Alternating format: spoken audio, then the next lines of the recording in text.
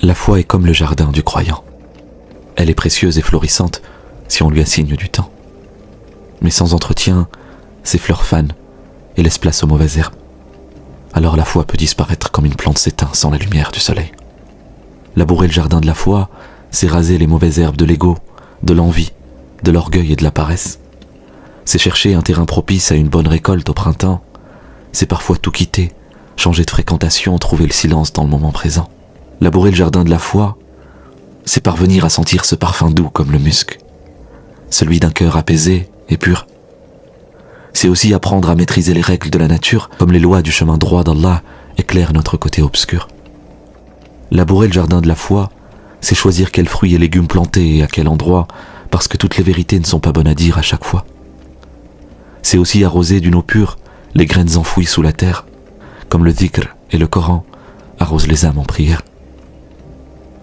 Labourer le jardin de la foi, c'est ne jamais oublier d'observer les racines, car les vices du cœur ne sont souvent visibles qu'en profondeur. C'est observer comment les arbres s'élèvent vers le ciel, comme le cœur en perpétuelle quête de retour à l'essentiel.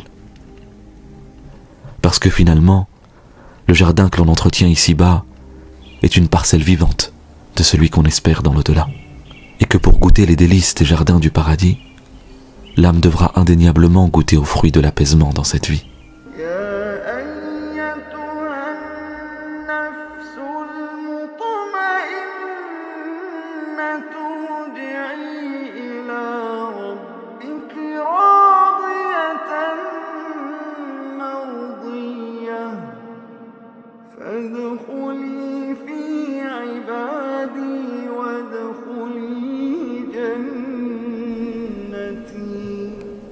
Ô toi, âme apaisée, retourne vers ton Seigneur, satisfaite et agréée.